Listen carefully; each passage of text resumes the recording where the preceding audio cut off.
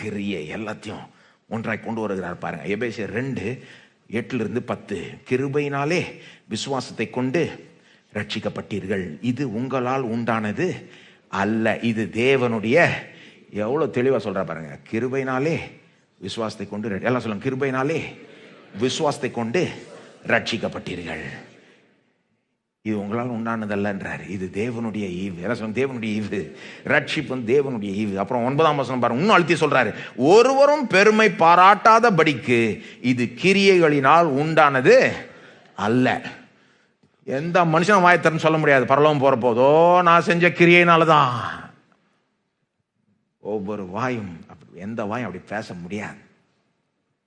ஆரம்ப ரட்சிப்போ இறுதி ரட்சிப்போ ஒருவரும் பெருமை பாராட்டாதபடி இது கிரியைகளினால் உண்டானது அல்ல. அப்போ கிரியை என்ன வருது? கிரியை மறந்துடலாமா? கிரியை தேவையில்லையா? செய்ய தேவையில்லையா? அப்போ நற்கிரியை அப்போ கிறிஸ்தவ வாழ்க்கையில் அவசியம் இல்லையான்ற கேள்வி உண்டாவதுல 10ஆம் வசனம் அதனாலதான் இருக்கு. ஏனெனில் நற்கிரியைகளை செய்கிறதற்கு நாம் கிறிஸ்து இயேசுக்குள் சிருஷ்டிக்கப்பட்டு தேவனுடைய செய்கையாய் இருக்கிறோம். ஏனெனில், எல்லாம் சொல்லுங்க, ஏனெனில். என்ன சொல்றாரு பவுல்? எப்பா கரெக்டா புரிஞ்சுக்கோங்கப்பா, ரட்சிப்பு கிரியைனால கிடையாது, உங்க கிரியைனால கிடையாது. கிரியைனாலனா அப்ப நீங்க பெருமை பாராட்டலாம், இல்ல கிரியைனால கிடையாது, வெறும் கிருபைனால மட்டும்தான். இயேசுடைய கிருபையை நீங்க விசுவாசிச்சீங்க, அதனாலதான் உங்களுக்கு ரட்சிப்பு. ஏன்னா, ஏனெனில் 10ஆம் வசனம் இது எப்படி புரிஞ்சுக்கணும்னா, நற்கிரியினால நாம ரட்சிக்கப்படல, நற்கிரிகளை செய்கிறதற்கு நாம் கிறிஸ்து இயேசுக்குள் சிருஷ்டிக்கப்பட்டு தேவனுடைய செய்கையாய் இருக்கிறோம். நல்ல கவனிங்க, நற்கிரியினால ரட்சிக்கப்படல, நற்கிரியை செய்கிறதற்கு ரட்சிக்கப்பட்டோம். நற்கிரியினால ரட்சிக்கப்படல, நற்கிரியை செய்கிறதற்கு, நற்கிரிகளை செய்யும்படி நாம, தேவன் நம்மளை ரட்சித்ததனுடைய ஒரு முக்கியமான நோக்கம் என்ன தெரியுமா? நாம நற்கிரியைகளை செய்ய வேணும். சும்மாவா ரட்சித்தாரு? இந்த ரட்சித்தேன், உட்காந்து பத்திரமா உட்காந்து டிவி பாருன்னாரா? யூடியூப் பார்த்துக்கோ, அதனால தான் உன்னை ரட்சித்தேன். அப்படியே நாளெல்லாம் சும்மா உட்காந்துட்டு ஒரு வெட்டு மாதிரி நோக்க பெரிய அஜெண்டாவோட ரட்சித்தாருங்க அவரு. ஏன் ரட்சித்தாரு? நற்கிரியைகளை செய்யும்படி. நாம நற்கிரியைகளை செய்யாதவளா இருந்தோம், பொல்லாதவளா இருந்தோம், பாவிகளா இருந்தோம். ஆனா நம்மளை முழுக்க கிருபையினால் ரட்சித்து இப்ப என்ன பண்றாரு? இப்ப போய் நற்கிரியை செய் அப்படின்றாரு. அப்போ we are not saved by works, we are saved for the purpose of doing good works. கிரியையினால் நாம ரட்சிக்கப்படல, கிரியை செய்கிறதற்கென்று நாம ரட்சிக்கப்பட்டோம்.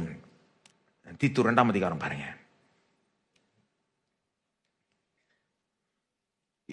நீங்க திருப்புற நேரத்தில் இந்த ஒரு இது காமிக்கிறேன் லைட்டா. இப்ப நம்ம இந்த எபேசியர்ல பார்த்தத இது ஒரு லைட்டா ஒரு இது மாதிரி ஒரு கணக்குல நம்ம பார்க்குற அந்த இது மாதிரி பார்க்கலாம். கிருபை பிளஸ் விசுவாசம் இன்டு இயேசு, அதாவது கிருபைனால விசுவாசத்தை கொண்டு இயேசுனால மட்டுமே ரட்சிப்பு உண்டாவது. கிரியையில அதுக்கு துளி அளவு பங்கு கூட கிடையாது. ஆனா ஒருத்தர் உண்மையிலே ரட்சிக்கப்பட்டாங்கன்னா, ஒருத்தர் உண்மையிலே ஆண்டவராக இயேசு தன்னுடைய சொந்த ஆண்டவராக ரட்சகராக ஏற்றுக்கொண்டு, இயேசுவே உள்ளத்துக்குள்ள வாரும், நீர் என்னுடைய ஆண்டவராக இருன்னு சொன்னா, அவர் உண்மையிலே வந்துட்டாருன்னா, அவர் என்னங்க உங்களை சும்மா விடுவாருன்னு நினைக்கிறீங்க? பரவாயில்ல, நீ முன்ன இருந்த மாதிரியே இருந்துக்கோ, நான் கொஞ்சம் அட்ஜஸ்ட் பண்ணிக்கிறேன், எனக்கு ஒரு ஓரமா கொடுத்துக்கோ உள்ளத்துல. இந்த ஓரத்துல அவர் அப்படிப்பட்டவர் இல்லைங்க. வந்தா கண்ட்ரோல் பண்ண பார்ப்பாருங்க.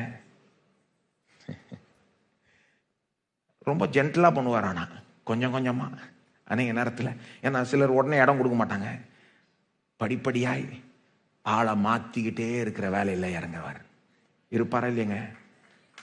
சும்மா அப்படியே விட்டுருவாரா? நம்மள முன்ன மாதிரியே இருந்துக்கோ, பரவாயில்ல, நீ முன்ன மாதிரி பழையபடியே இருந்துக்கோ, பழைய அந்த வாழ்க்கையே வாழ்ந்துக்கோன்னு விடுவாரா? கிடையாதுங்க. உண்மையிலே ஒருத்தர் ஆண்டவராகி இயேசுவை தங்க சொந்த ஆண்டவர ரட்சகராக ஏற்றுக்கொண்டாங்கன்னா, அவர் உண்மையிலே உள்ள வந்துட்டார்னா ஆளை மாத்தாம விட மாட்டார். நீங்க நினைக்கலாம், நான் போதுமான அளவுக்கு மாறலையேங்க. மாறுவீங்க, நம்புங்க, இயேசுவை நம்புங்க. இன்றைக்கு கூட நம்புங்க. இந்த மாதிரி செய்தி கூட உங்களுக்கு ஒரு எச்சரிக்கையா வரலாம், நம்புங்க, இதை சீரியஸா எடுத்துக்கோங்க, இதுல வளர பாருங்க. நீங்க என்னென்ன செய்யணுமோ அந்த முயற்சி எடுங்க. ஆனா அவருடைய கிருபையினால உங்களை மாத்துவாரு. சில நேரம் உடனே நடக்காது, படிப்படியாய் நடக்கும். ஆனா ஆளை மாத்தாம விட மாட்டாரு. எப்படி ஆயிடும்னா, உண்மையிலே ரட்சிக்கப்பட்டவங்க நற்கிரியைகளை செய்யாம இருக்க மாட்டார்கள். என்னைக்காவது ஒரு நாள் செஞ்சிருவாங்க, வந்துடும். ஏன்னா அவர் அப்படிப்பட்டவர். தீத்து 2ஆம் அதிகாரம் பாருங்க, பவுல் திரும்ப திரும்ப இந்த கிருபையும் கிரியையும் இணைச்சு பேசுறார். தீத்து 2:11 எப்படி இணைக்கணுமோ இணைச்சுக்கணும். இதை அந்த இதை காமிங்க, திரும்ப அந்த இதை காமிங்க. நற்கிரியை கொண்டு வந்து இந்த பக்கம் போட்டுறக்கூடாது. நற்கிரியை கொண்டு வந்து என்ன பண்ணக்கூடாது, இந்த பக்கம் போட்ட அப்போதான் ரொம்ப தப்பாயிடும், பெரிய தப்பாயிடும். இந்த பக்கம் தான் இருக்கணும். நற்கிரியை ரட்சிப்பின் விளைவு, ரட்சிப்பின் காரணம் அல்ல. நற்கிரியை ரட்சிப்பின் விளைவு, ரட்சிப்பினுடைய காரணம் அல்ல. அல்லது இப்படி சொல்றேன், நற்கிரியை ரட்சிக்கப்பட்டோம் என்பதற்கு ஒரு முக்கிய ஆதாரமே ஒழிய ரட்சிக்கப்பட்டோம் என்பதற்கு அடிப்படையோ காரணமோ அல்ல. அது இப்படி சொல்றேன், நற்கிரியை நம்மளை ரட்சிப்புக்கு தகுதிப்படுத்தல, நம்மளை பரலோகம் போறதுக்கு தகுதியும் படுத்தல. நற்கிரியைகள் என்னன்னா, நாம உண்மையிலே ரட்சிக்கப்பட்டோம் என்பதற்கு ஒரு முக்கியமான ஆதாரம். ஒரு உதாரணம் கொடுக்குறேன். கடைக்கு போறீங்க, பொருள் வாங்குறீங்க. அந்த பொருள் ஏங்க உங்களுடையதானது? பணம் கொடுத்தீங்க, பொருள் உங்களுடையதே ஆயிடுச்சு. ஆனா பொருளை நீங்க உண்மையிலே வாங்கிட்டீங்கன்னா, பொருள் உண்மையிலே உங்களுக்கு சொந்தம் ஆயிடுச்சுன்னா, அவன் என்ன பண்ணுவான், கடைக்காரன் உடனே ரசீதை கொடுப்பான். இந்த அப்படி இது பொருள் உனக்கு சொந்தம் ஆயிடுச்சு என்பதற்கு ப்ரூஃப், ஆதாரம். ரசீதையும் கொடுத்த பணத்தையும் கன்ஃபியூஸ் பண்ணக்கூடாதுன்னா, ரெண்டும் ஒண்ணா. ஃபர்ஸ்ட் பணம் கொடுக்கப்படுது, அதனாலதான் பொருள் உங்களுடையது ஆகிறது. பொருள் உங்களுடையது ஆயிடுச்சு என்பதற்கு இந்த ரசீது ஒரு நல்ல முக்கியமான ப்ரூஃப், ஒரு ஆதாரம். அதனாலதான் கடைக்கு வெளியே போறப்போ அவன் செக் பண்றான் நீங்க வாங்கினதை.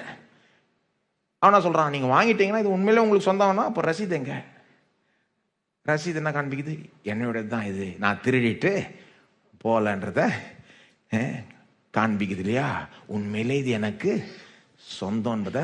அது போலதான் ரட்சிப்பை நாம எப்படிங்க பெற்றோம்? கிரியைனால கிடையாதுங்க. ரட்சிப்பை சம்பாதிச்சு கொடுத்தது என்ன? இயேசுனுடைய கல்வாரி சிலுவை கிரியை.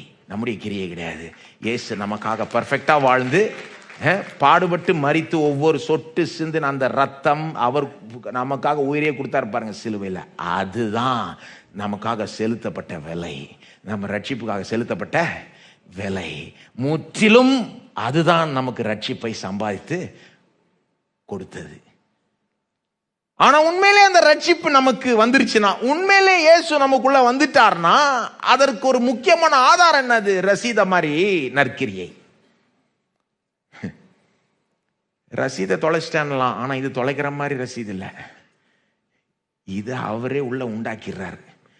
உள்ளத்தையே மாத்தி வெளியே கிரியை செய்ய வச்சு உலகத்தையே தெரிய வச்சிடறார். பார் என் பிள்ளை எப்படி செய்யறான் பார். ஆதாரம், ரட்சிக்கப்பட்டோம் என்பதற்கு ஆதாரம். எப்படி வாழ்றான் பார், முன்ன எப்படி வாழ்ந்தான் இப்ப எப்படி வாழ்றான் பாருன்னு வெளிப்புறமாய் ஒரு ஆதாரத்தை நம்முடைய நற்கிரியைகள் மூலமாய் தேவன் காண்பிக்க விரும்புகிறார். தேவனுடைய அஜெண்டா ரொம்ப பெருசுங்க. வெறும் ஏதோ நம்மள நரகம் போகாம ரட்சித்துட்டு சும்மா உட்கார வைக்க அவர் வரல. பெரிய நோக்கத்தோட ரட்சித்தார். ஆளையே நம்மளை கம்ப்ளீட்டா மாத்தணும், நம்மளை வச்சு பெரிய காரியங்களை செய்யணும். உலகமே நம்மளை பார்த்து ஆச்சரியப்படணும்.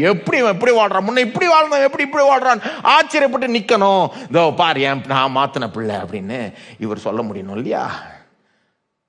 இப்ப நற்கிரியை நம்ம ரட்சிக்கப்பட்டோம் என்பதற்கு ஒரு முக்கிய ஆதாரம் அந்த ரசீது மாதிரி.